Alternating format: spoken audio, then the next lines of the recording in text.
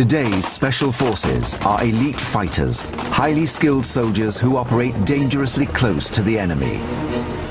But are the tactics and weapons of these battlefield experts a product of the modern era, or did they exist in the ancient world?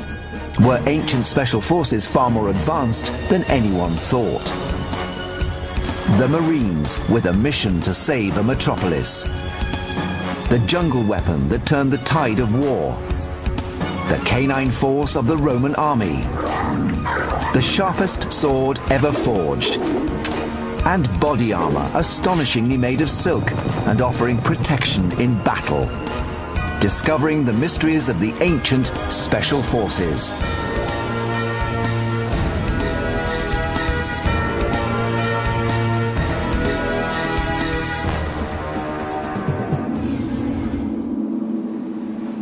In 193 AD, the Romans besieged the city of Byzantium. The great Roman fleet was moored offshore, blockading the city and cutting off its supplies. Then one day, as if sailed by ghosts, the entire fleet moved towards the shore and closer to the enemy's territory. The sails were down and no one was rowing. What was happening? In 190 AD, the Roman Empire was at its peak. It occupied over 1.5 million square miles from the Atlantic to the deserts of Arabia. But it was a divided empire. This is the time in the Roman Empire when there are a lot of power struggles and it's not clear who's going to have the upper hand. Forces loyal to the emperor-in-waiting, Septimus Severus, had blockaded rebel troops in the city of Byzantium, on the site of Istanbul in modern-day Turkey. The Byzantines hold out. They hold out for nearly 3 years. And they're absolutely terrible accounts of what conditions were like in the city as they were besieged. They talk about them wetting leather bags and chewing on them to try to stay alive, of using women's hair to weave, to make new clothes, to make ropes, drinking the most rank and foul water. Inside the walls of Byzantium, 30,000 people faced starvation and death. They sought to break the blockade with an attack that would take the Romans completely by surprise. They intended to steal the ships that were holding them hostage. Source documents describe the bold plan. Divers cut their anchors underwater, after which they drove the nails into the ship's bottom, and with cords attached thereto and running from friendly territory, they would draw the vessel towards them. Hence, one might see the ships approaching shore by themselves, with no oarsmen nor wind to urge them forward. The secret? The ships were stolen by underwater commandos, the ancient equivalent of today's Marines. The mission was highly dangerous. The warship was the most expensive and technologically advanced weapon system in the entire ancient world. The ships would have had round-the-clock security, comprised of vigilant lookouts. This would have been the ancient equivalent of the high security surrounding 21st century warships. The task of stealing the ships without being seen meant that the ancient commandos had to remain undetected for the whole time. One glimpse, and not only was the mission doomed, but the entire city would be conquered.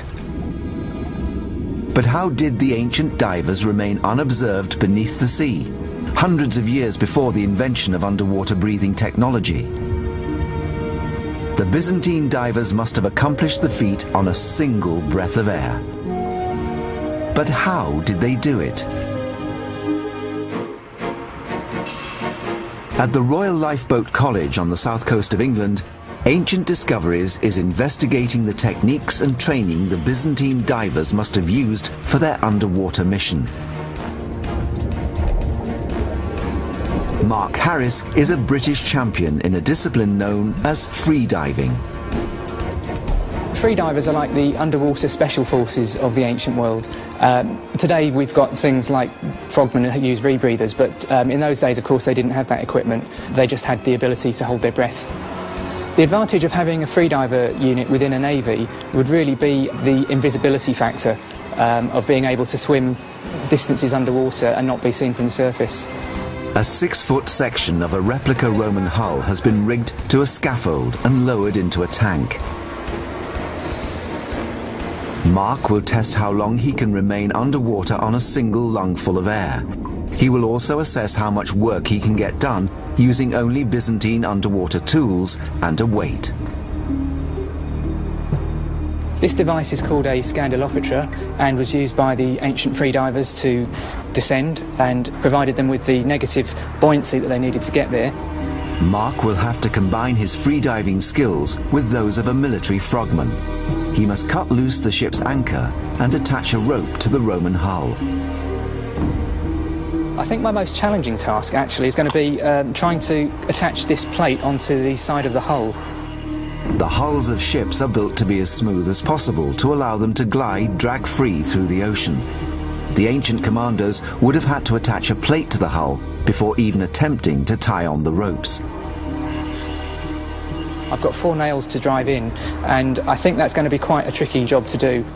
I think with the frogmen, the chances are that they knew that they were putting themselves in a very dangerous situation, and I think there would have been a very high mortality rate. In doing their tasks, they would certainly have been expending a lot of oxygen and had a very high chance of not making it back to the surface. The test is a first. Mark briefs his safety and rescue team. Can I have everyone's attention, please? There is a risk of me having a hypoxic blackout. Now, if that happens, what I need you to do is to get me to the surface as quickly as possible. Grab me from underneath like so, and then secure my chin and hold the back of my neck, and then just bring me right up to the surface. If I'm not conscious within 30 seconds, then we'll ask this Dave here to get involved, and he'll know what to do at that stage. Mark must first prepare his body for the dive with breathing exercises. Really, when I'm breathing up, the main thing is that I'm just oxygenating my blood cells, I'm lowering my heart rate, and I'm getting something else called the mammalian dive reflex. Mark is optimizing the amount of oxygenated red blood cells in his body. It's likely that the ancient divers of Byzantium may have conditioned their bodies in exactly the same way. Blood that's in your arms and legs gets channeled into the core of your body, and also my spleen will start to release more blood cells as well, so I get a good circulation of blood going between my lungs, heart and brain, which is where it's all needed.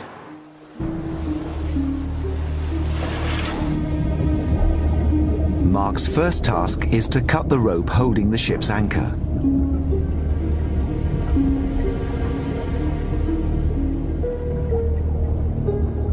After 30 seconds below, he's ready for his main challenge, attaching the plate that will hold the rope. To replicate the ancient diver's experience, Mark must continue the next stage using the same breath. Without exertion, Mark can hold his breath underwater for over 6 minutes. But physical effort generates carbon dioxide in the bloodstream, and this could reduce the time he can hold his breath by over half.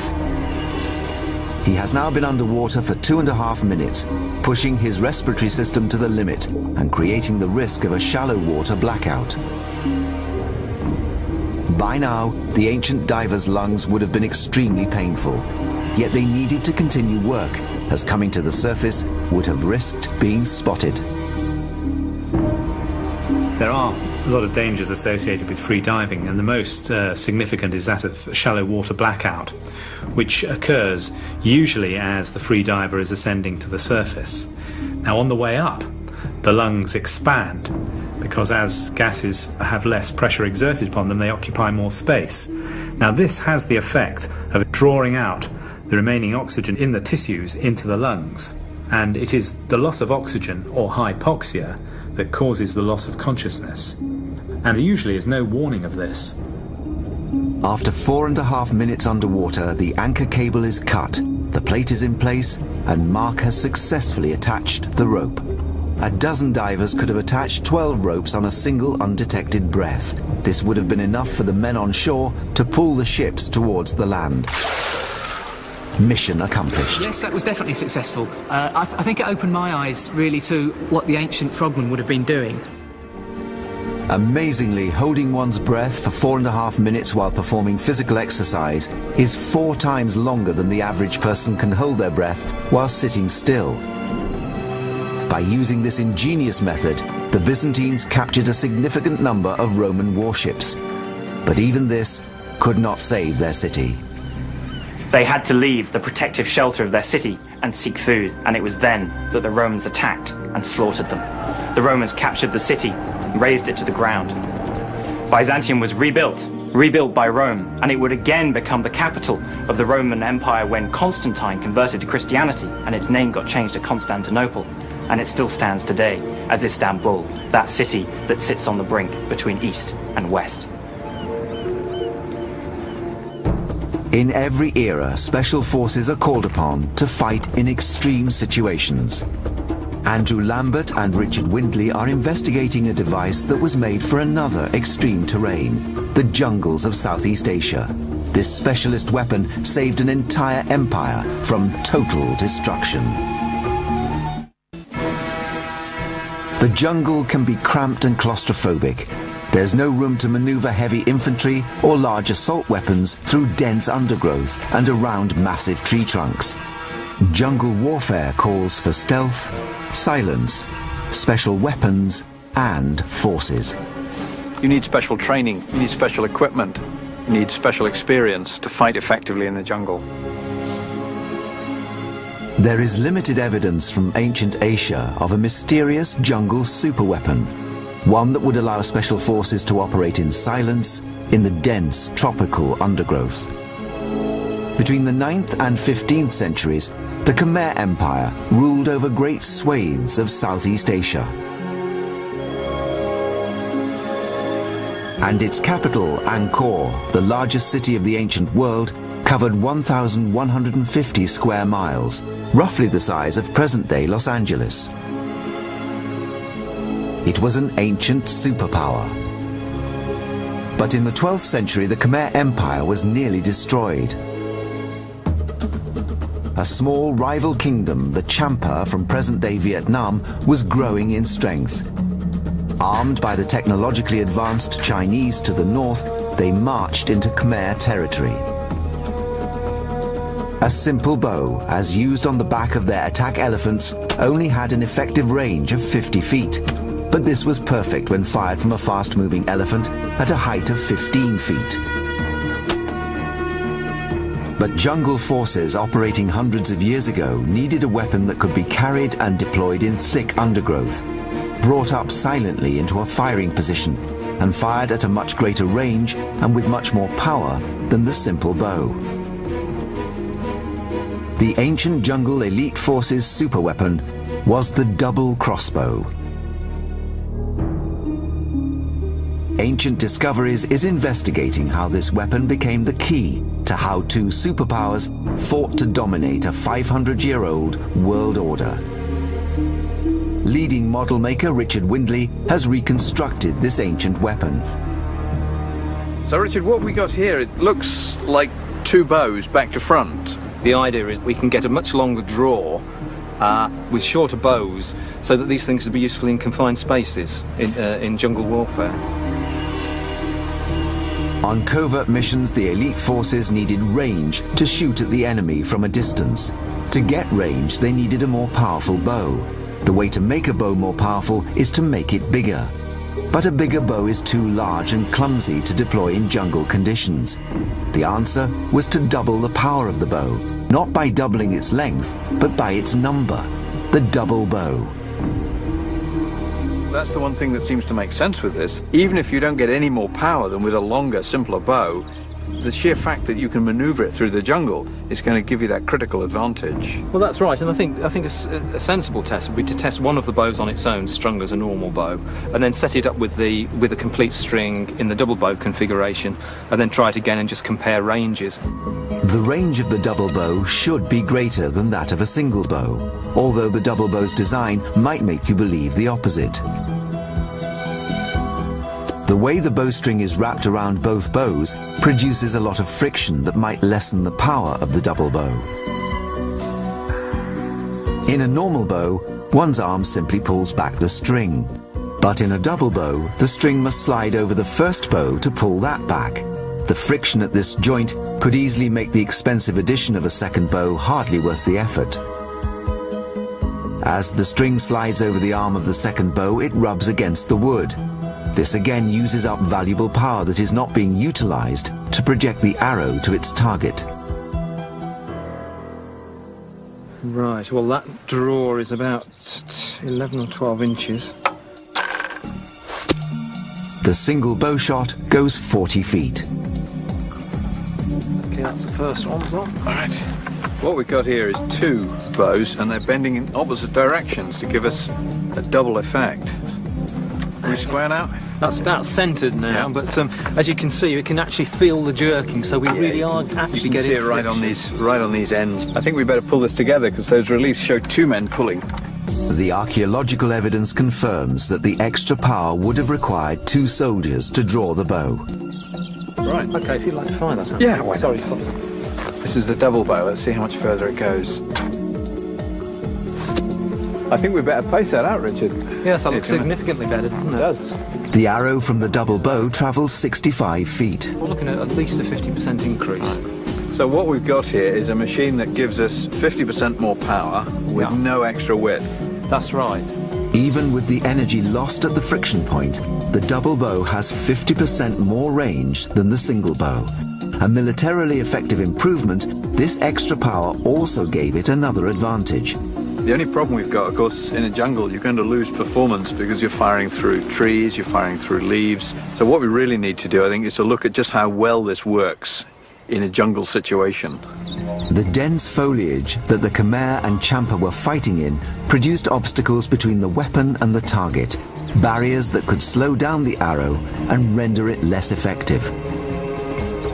To recreate these conditions, Richard and Andrew have set up a series of targets 3 feet apart, an approximation of the gap between leaves and branches in a Southeast Asian jungle.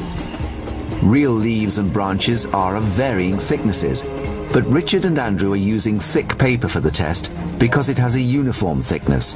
In this way, they can collect accurate scientific and measurable comparative data about the arrow's penetration.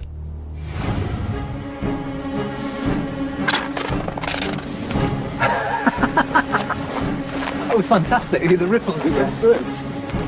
That was brilliant. We've just gone through all 7 of them, straight through and out the other side with almost no loss of power. So, as a jungle fighting weapon, this really does work. It's going to cut through leaves, it's going to hit the target at the other end. So, good idea. To everyone's surprise, the bolt flies through every layer with insignificant loss of power. The tests have revealed why the double bow was so effective in the jungle. It achieved 50% more power and range than a single bow, without any addition to its length. It was silent. It could punch through leaves, and it could send its deadly arrow into a distant enemy target in a similar way to modern elite snipers operating in jungles today. With the new Chinese technology, the Champas gained a tactical advantage. They fought all the way into the Khmer capital and killed their king. But the mystery deepens. In spite of this elite weapon, we know the Khmer Empire defeated the Champa uprisings and thrived for another 200 years. Did the double bow have a beatable weakness, a mechanical flaw? The Khmer are one of the more intangible, tantalizing mysteries of history. This is a people who haven't left us any great written record. They've left us visuals, they've left us some enormous temple buildings with elaborate carved images on. These ancient temple reliefs at Angkor Thom depict the Khmer and Champa forces going into battle. They hold the secret. And on those temple stelae, we see some very interesting things. They changed their weapons technology during the building of the temples, during the war. And one of the things they introduce is a double bow. This suggests that the Khmer beat the Champa with their own weapon. What we know is that the Chinese sent this technology to the Champa, but Champa deserters carried it to the Khmer. And the Khmer then made a point of celebrating this technology on their temple walls and celebrating the fact that it was Champa deserters who'd brought it over. The Khmer obtained enemy technology and turned it against the Champa, and so saved their empire. A short distance across the ocean from Cambodia lies the island nation of Japan. In the 13th century AD, Japanese military engineers also used an amazing piece of weapons technology to save their nation from annihilation. a weapon that is still famous today for being the sharpest and most deadly blade ever made, the fabled samurai sword. Even with all the technology that we have and all the machinery, we cannot make a sword like it was made many centuries ago. The sword was made with ingenuity and incredible craftsmanship. In 1281, the great Mongol leader Kublai Khan sent a force from China of 4,000 ships and 200,000 men to invade Japan. The largest fleets ever put together in the medieval world were those that Kublai Khan produced for his invasions of Japan in 1274 and 1281. This was probably the largest naval flotilla ever assembled prior to D-Day. The Mongol raids into Japan in the 13th century are chronicled on a set of manuscripts known as the Moko Shurai Ekotoba. Before this campaign, typical Japanese battles were fought between individual champions and generals, but the Mongols were a tribal equestrian people, and they attacked in mass groups. Up until this point, simple Japanese swords had been made of a single piece of iron hammered into a sharp blade. There was a trade-off between hard and sharp blades made of steel that could cut through Mongol armor but broke easily, and softer, more flexible blades made of iron. Although the iron blades did not break as often, they could not penetrate the stiff lacquered leather protection worn by the Mongols. The Japanese desperately needed a new technology, a special weapon that would complement the samurai reputation of being an elite special force. The nation stood on the brink of disaster. And that was about the time when the first true swordsmith found a way to make a sword that could be very strong to cut through, but soft and flexible and fast at the same time. And that person was called Masamune. Masamune created the hardest, toughest and sharpest swords the world has ever seen. Faye is one of the highest-ranking female martial artists and swordswomen in the world. She is an advanced practitioner of Aido, the art of drawing the sword, and Tameshigiri, the art of cutting with it.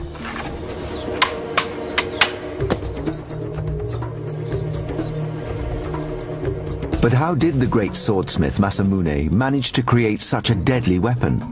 His genius was in combining the properties of hard and sharp with tough and flexible. The fabulous thing about Japanese swords is the way in which they combine iron and steel together. The steel is important because it's the hardenable component. You can get a great deal of hardness on that edge, but if you harden too much, then the sword will become brittle. What was Masamune's secret? How did he combine these metals to create the greatest sword the world has ever known? David Starley of the Royal Armouries in Leeds has been examining a cross-section of an ancient samurai sword under the microscope. The cross-sections we've looked at, we've seen a piece of steel that's been wrapped around the outside and just hardened purely on the cutting edge. The sword has clearly been quenched very effectively to give hardnesses equivalent to a modern razor. The iron is impossible to over-harden, therefore the blade remains tough, as well as having the hard cutting edge. The secret was in the tempering, heating a metal and then cooling it. Tempering defines whether ferrous metal becomes iron or steel. Blades were covered with a lost secret formula of clays and charcoals of differing thicknesses, thinner at the sharp end and thicker at the spine. The clay coating acted as an insulator, so that the heating and cooling rate changed along the length of the blade. By doing this and hammering out any air bubbles that could weaken the metal, swordsmiths could actually create the two different metals with their different properties in the same blade. It was this stroke of genius that created the incredible samurai sword, the elite special weapon that allowed the samurai to repel the Mongol invaders. The sword would go on to define their status as an elite force for the next 300 years and became the most legendary and deadly sword in the history of warfare. But the secrets of some ancient weapons can remain a mystery, even today. In ancient Rome, there's evidence that the army used dogs in war. But what was their training and how were they deployed? Ancient Discoveries is investigating the secrets of how elite Roman units might have unleashed their dogs of war.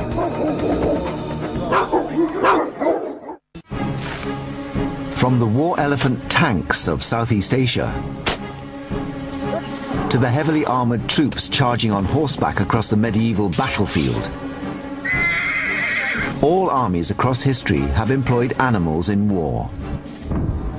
But a mystery endures about the ancient wartime use of the most popular domestic animal in the world, the dog.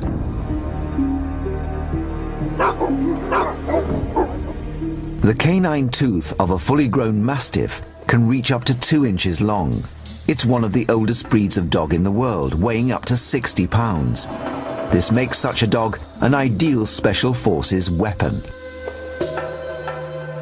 In 1513, Henry VIII of England made a presentation of 400 mastiffs to Philip the King of Spain, and we know that Philip the King of Spain used those mastiffs en masse. Can you imagine a pack of 400 snarling mastiffs going at the enemy? He used them at the Battle of Valencia, and they drove the French mastiffs from the field. So we've got 2 armies using mastiffs. Extraordinary.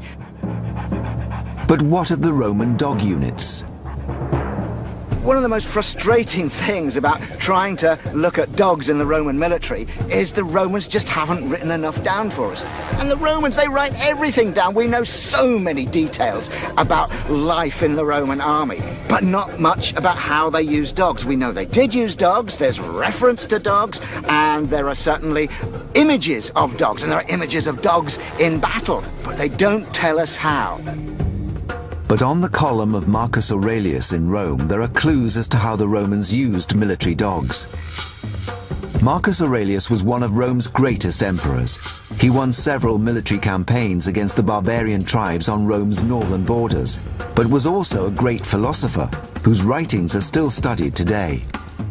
He ruled between 161 and 180 AD. The column was commissioned to celebrate his achievements.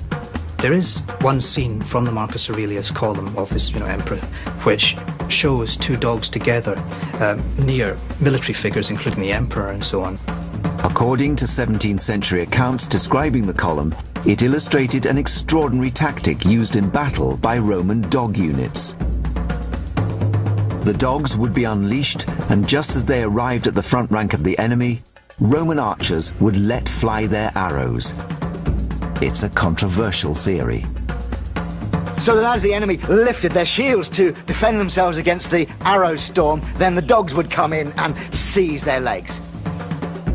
I don't think I've ever heard such implausible, ridiculous nonsense in my life. It just doesn't begin to be a possibility. The risk of your own dog being hit by the arrow storm if it was just a few feet short, it doesn't begin to make sense. So that doesn't help us. Unfortunately, in the course of preservation and restoration of the column since the 17th century, these scenes have been erased, so Ancient Discoveries cannot verify this evidence. Since we don't know the answers, we need to go to Italy ourselves. Mike Loades has travelled to Rome to investigate the last remaining breeds of this ancient dog. Dogs like these could have been bred by Roman military dog handlers. These are mastiffs. They're sniffing me. I hope they're not checking out their next meal. They're not pet dogs. These are guard dogs. They're big, ferocious, brave, fierce dogs. And they're the sort of dogs that might have been around in ancient Rome. Certainly, Roman writers such as Pliny talk about big dogs that were around in the ancient world that were used in battle. He talks about them having troops of dogs.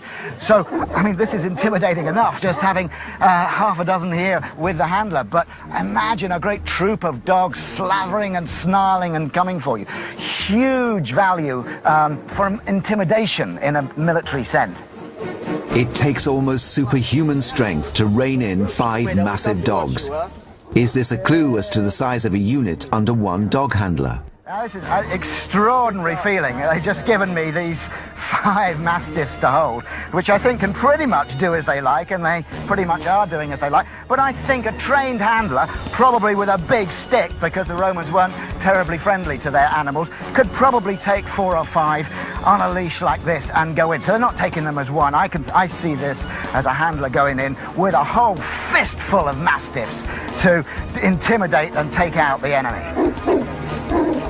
The investigation suggests that if they did, it might have been beasts like these, in groups of up to 5 with a single handler. Rome must have used them more than Rome is letting on to us. But the way they were used remains a tantalizing mystery. Somehow, somewhere, for some reason, Rome is keeping a secret. I'm sure one day we will unearth some new bit of evidence. We just need one more clue to tell us what did the dog do for Rome.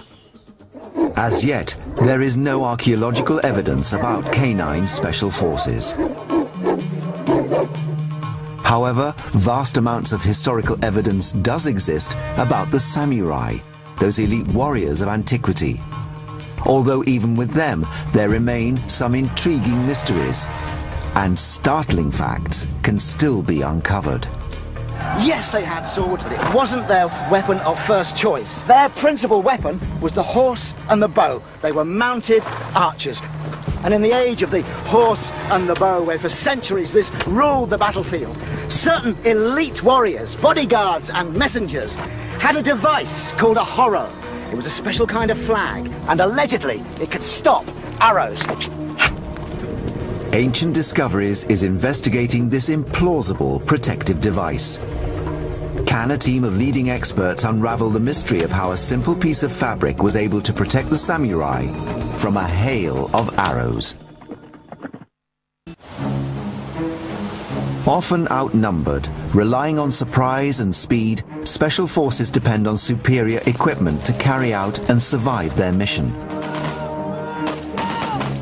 In the ancient world, it was no different. Elite warriors wore the best protection they could afford. Perhaps the most extraordinary is what appears to be nothing more than a silk bedsheet. It's known as the horo.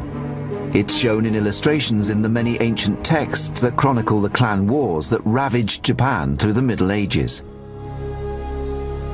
At the beginning of the 12th century, the Minamoto and Taira families struggled to dominate Japan. Over 5 years, they clashed in a series of battles known as the Genpei Wars. A screen depicting the Battle of Ichinotani shows some Minamoto samurai wearing the horo. The horo was a cape worn by elite troops and decorated with emblems to indicate status or allegiance.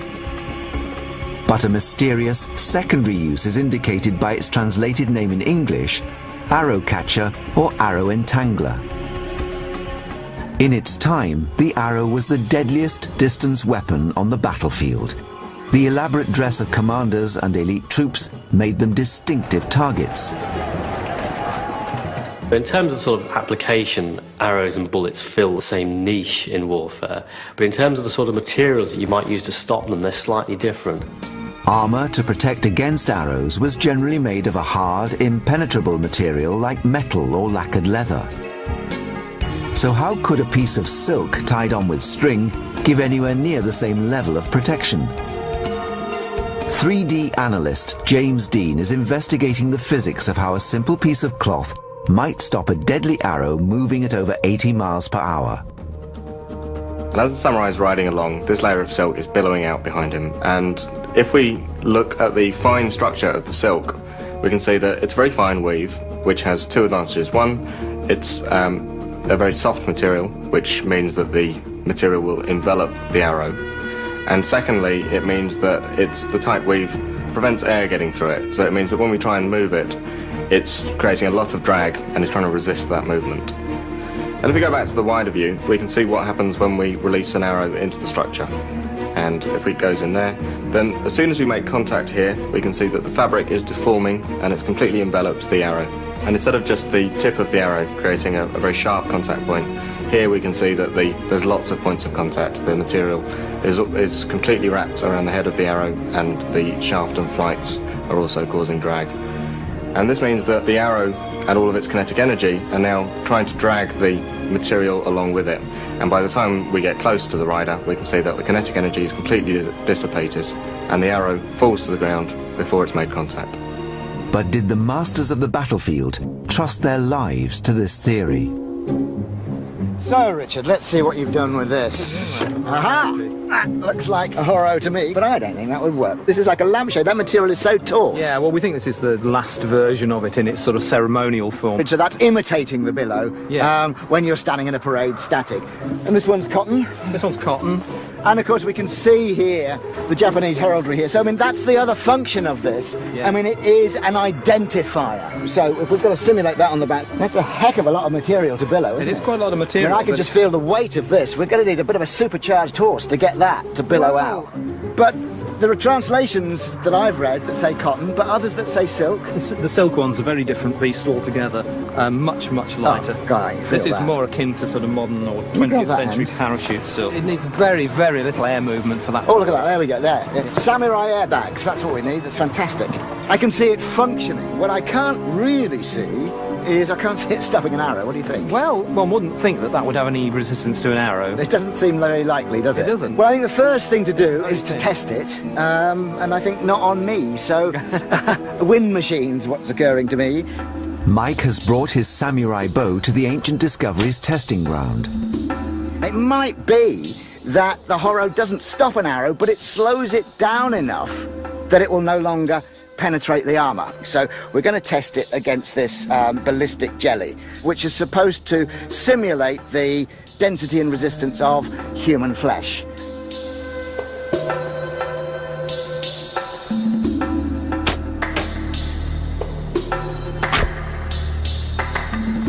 That really does seem to have gone in quite...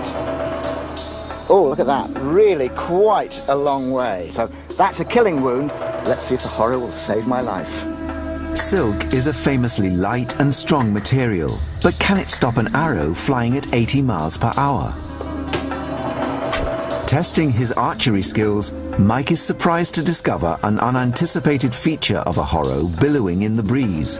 But if you look at it now, it's sort of dancing, and especially with the mon, that's the heraldry on the back, is dancing about. So what would be a good aiming point for an archer is now confusing him considerably. That's actually very difficult to aim at.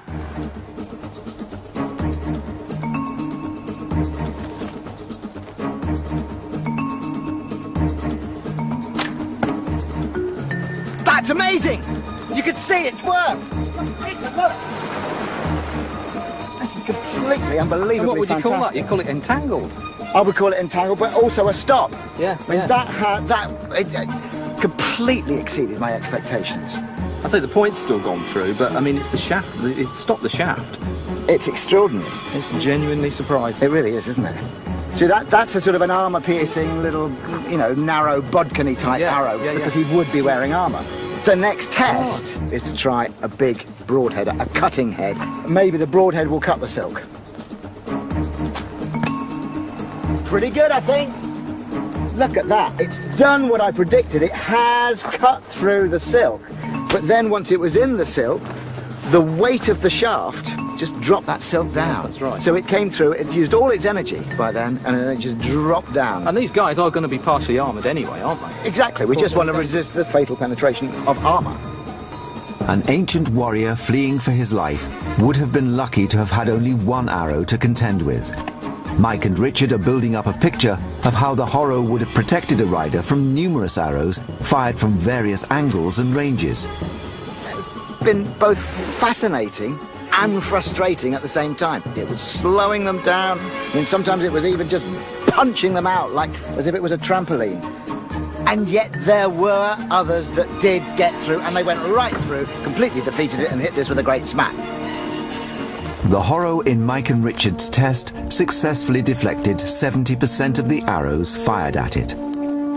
Mike feels this is an acceptable success rate for such a light and mobile protection, and good enough for him to test it in person. he will replicate the experience of a samurai warrior 700 years ago, on horseback, being chased by a cavalry archer. It's going to be interesting. I've never heard of anyone ever trying this experiment before. It may work, it may not. It's a piece of material. It should, to me, the arrow should defeat it. But the Japanese had it for a long time. That gives an idea it has an effect. To ensure the safety of the horse, the arrows have been blunted.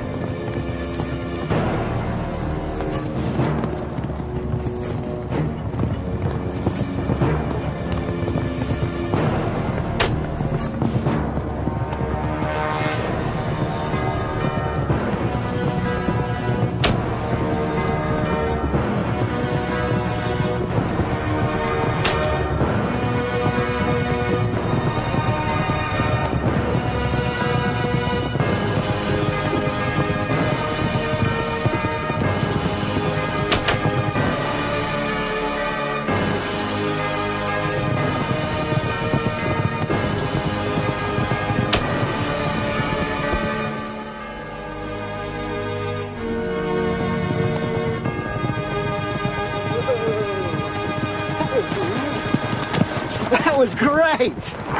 Good shot, good shooting. So we've established the principle works. We've tested it on the wind machine. We can see that unless it's at extreme close range, it works. And now we've tested it on horseback, and I could feel it. I could hear it pop. I could sense it was saving me. I could feel it working. So I would feel quite secure with that, although, as you say, it's a big target, which is slightly counterintuitive for something that's to protect you. It's actually announcing this great target, but that's so much in Japanese culture. But I mean, they would wear banners and standards on their backs, so they were really big into announcing who they were, and this does that. Yeah. But the important thing is, we've found a principle that works. The samurai were equipped with superlative weapons and ingenious protection. They were trained in mind and body. They were daring and courageous. They were the special forces of their day. The combat divers of Byzantium, the jungle archers of the Khmer, the war dogs of Rome, and the samurai of Japan were the titans of elite warfare. Operating in small, close-knit, highly trained units, their effectiveness was out of proportion to their numbers. Ancient Discoveries has revealed how the special forces of the ancient world, like their modern-day counterparts, depended on exhaustive training, both mental and physical, and equipment that tested the limits of both ingenuity and craftsmanship.